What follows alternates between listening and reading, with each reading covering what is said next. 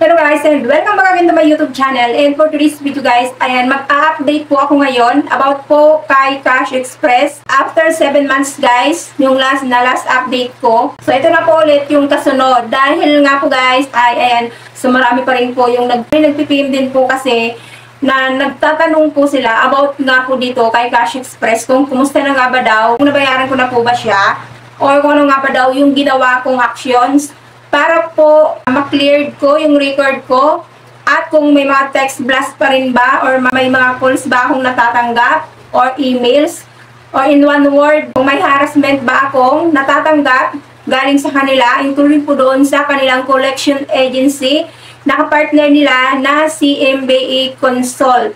Kaya naman guys, this time nga ay ayan, so i-share ko na rin po sa inyo. Sa totoo lang, kagaya nyo ay hindi pa rin naman po ako kampante. Hanggang ngayon, so ay unsettled pa rin po ito. Sabi ko nga po dati pa na hindi ko po afford yung 24,905 na total na repayment ko na ibabalik ko daw sa kanila. Which is na supposedly lang ay 1,800 na lang ang kulang ko. So within 6 months lang po nun guys kasi ay umabot na siya kaagad ng 24,905.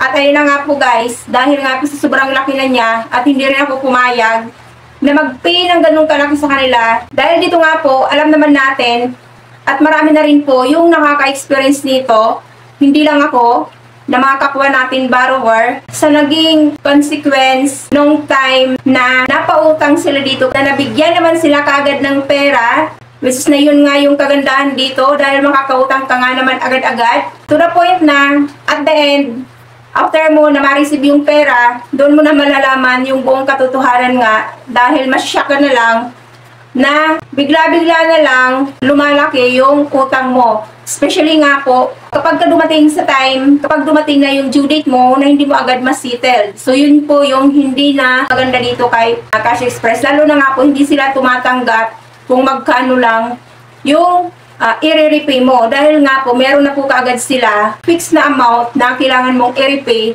Once nga po nang pipiliin mo ay yung prolongation. Dahil malulubog ka talaga dito. After 7 months po, nung mag-update ako last February, dahil nga po, nung time na yon ay nakatanggap nga po ako ng text messages galing nga po kay MBA Consult. Si MBA Consult ay hindi naman po siya araw-araw na nagte-text noon sa akin para mag-follow up. At hindi rin po sila dito tumatawag. And ngayon nga po ay umabot na po siya ng 7 months. So wala na po ako totally na na-receive ng mga text messages mula sa kanila. So walang harassment guys, walang text, walang calls, at even nga po doon sa emails, so wala na rin po akong nare-receive. So syempre kapag kaganyan, naging kalmado na rin ako at napaisip na rin po ako na hindi na talaga nila pinalo up yung repayment ko. So iniisip ko ay closed account na po yon dahil nga po wala naman na silang paramdam sa akin. But then sabi ko nga po guys, dahil ito nga po si Cash Express ay reporting to CIC, hindi na talaga mawawala yung record ko sa kanila na unsettled accounts. At moment nga po guys, kapag nag-a-apply ako sa ibang legit na mga ULA, yun nga yung disadvantages dito dahil nga po nasisilip nila or na-trace nga nila na meron po akong existing account sa previous ULA ko. Ito guys yung disadvantage dito kapag nakakahiram tayo ng pera na hindi natin nababayaran, especially nga po kung legit naman at reporting to CIC yung ULA, so possible talaga na mahihirapan din tayo na mag-apply sa ibang legit at reporting to CIC na mga ULA platform. Kaya ako po naisipan na mag-update ulit sa inyo about dito kay Cash Express, although naging tahimik na, dahil nga po meron pong nag-email sa akin ng isa sa mga staff ng Cash Express na kung saan nga po ay bigla na naman akong kinabahan. Inaakala ko na baka nga po ay demand letter na yung laban ng email ng staff nila. Kung basahin ko po guys, yung email sa akin ay mas be thankful naman dahil malayo po doon sa ni-expect ko na letter nila. So dahil nga po ito guys na nag-email sa akin empleyado ng Cash Express ay galing po sa marketing department po nila. So, ibig kong sabihin, kapag galing po sa marketing department, sila po yung mga marketing officer or marketing representative na kung saan nga po ay naghahanap sila ng mga tao na pwede nilang maging partner para nga po i-promote or para nga po maging collaboration nila para po mas lalo pang dumami yung mga borrowers nila. Kaya kung naghahanap sila ng mga manpower, na katulad ko nga po, na nakita nga po nila na nagbablog din, isa ako po doon sa inofera nila ng collaboration. Dahil via link nga lang daw po, ay maaari na nga daw po akong kumita at babayaran nga daw po nila ako. Baliktaran sa naisip ko, sila po ay nag-email sa akin para daw po makikollaborate para po i-promote yung application nila. Although nga po, naging kampante ako dahil walang naniningil sa akin na Cash Express, so ayoko rin po na i-commit yung sarili ko doon sa kanila pong offer para i-promote at para kumita ako ng pera. Dahil nga po dito guys, napaisip ako, bakit ko ipopromote yung company na ito na nga po yung nagdala sa akin sa ganitong sitwasyon na nagkaroon ako ng malaking utang, napaka-unfair, hindi maganda dahil nagkaroon nga ako ng hindi magandang karanasan sa company nila. So ayan guys, so dahil nga po sa email na ito, so umabot na po ito ng magti 3 years na rin yung unsettled account ko dito kay Cash Express.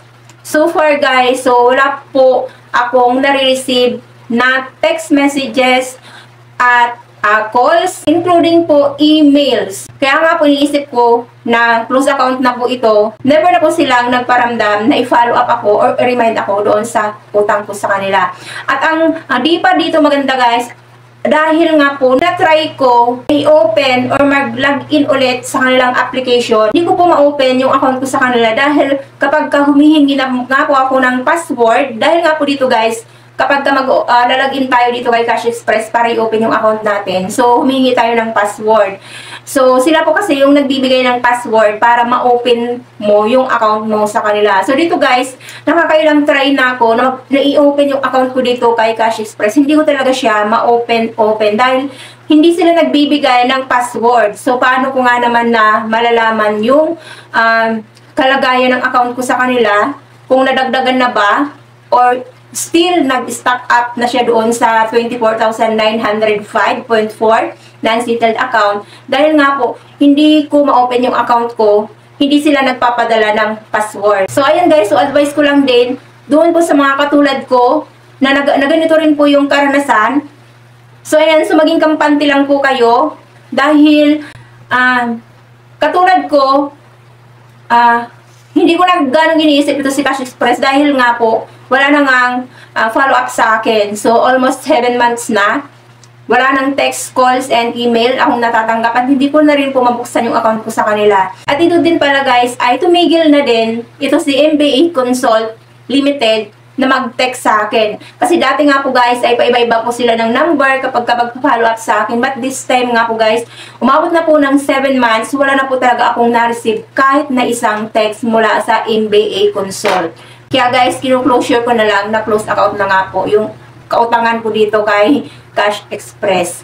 Kaya guys, kayo din, if ever nga na ganito rin po yung case nyo, sa katulad ko, maging kampante lang po kayo. Huwag po kayong matakot. If ever nga na hinaharas kayo para sabihan na pupuntahan kayo sa bahay, magpapadala ng mga letters, hayaan nyo lang po, wag nyo na nga lang po nasagutin at wag nyo na rin pong replyan. So hayaan nyo lang po sila na magsisend ng message, magtatatawag dyan, wag nyo sagutin.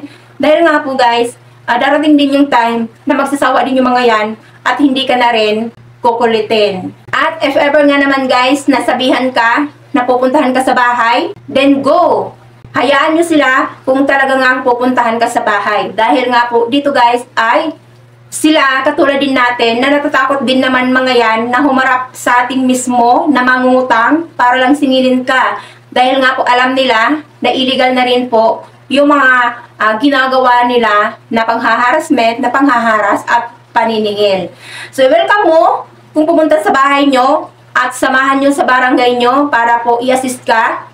Para po sabihin mo rin yung concern mo, ireklamo sila regarding doon sa sistema ng kanilang pagpapahiram ng pera. So, loan shark na sila at hindi na rin at sobra-sobra na rin po sila humingi ng interest. So, dito guys, if ever naman na nakabayad naman po sa kanila, sa tingin nyo naman ay na-over or kumita naman na sila doon sa pera na nautang mo. So, tama na po yun. So, sapat na po yun na konsiderasyon or tulong dahil sa natulungan ka. So, wag na po kayong mag-extend pa ng bayad dahil nga po, hindi na po tama yun. At lalabas na po yun na ini-scam na nga tayo o ini-scam ka na nga dito ni Cash Express. Dahil nga guys, sa katulad ko, so ayan, so tumigil naman na si MBA sa kaka-text at so far wala ngang calls and email. So hanggang text nga lang po sila. So tumigil naman na sila. Ang advice ko nga lang po sa inyo, so wag po kayong magpapaka-stress, wag po kayong matakot, wag niyo pong hayaan na kainin kayo ng atensyon, ng kaba, ng takot. Wag niyong i-focus yung sarili nyo o yung isip nyo dito sa pangungutang online na hindi nyo na nababayaran. So maging kampante po kayo. Go for your life. Go po kayo sa everyday life po ninyo. Wag lagi i-focus ang inyong atensyon. Dahil nga po sabi ko, ito nga pong pagkakakommit natin sa mga online lending application na ito, ay huwag nyo silang bigyan ng rason para po maging depressed ka at malugmok ka sa pangungonsume. Isipin mo na lang na sila po ay mga illegal at takot din po mga yan na harapin po kayo. So ayun guys, so sana po at least nabigyan po kayo ng kaliliwanagan at nabigyan ko rin po kayo ng lakas ng loob. If ever po na parehas tayo ng case dito kay Cash Express, so ayan, hayaan nyo na lang po. Didmahin nyo na lang po. If ever naman na nakinabang na sila doon sa mga hinulog mo na pera, tama na po yun. Enough na po. Huwag nyo na pong itolerate yung masama pong gawain nila.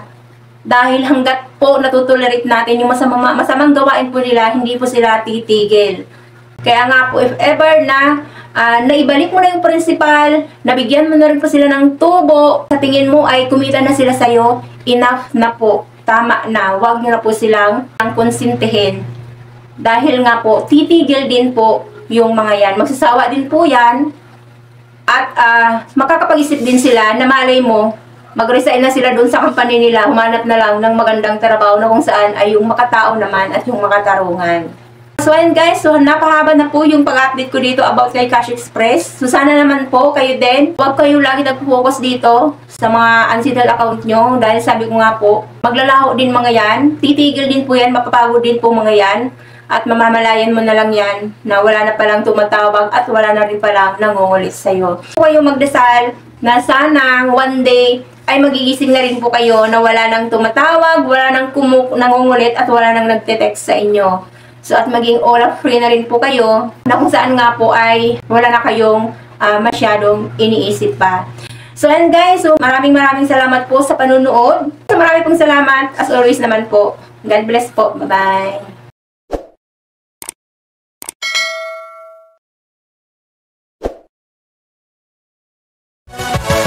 Yeah.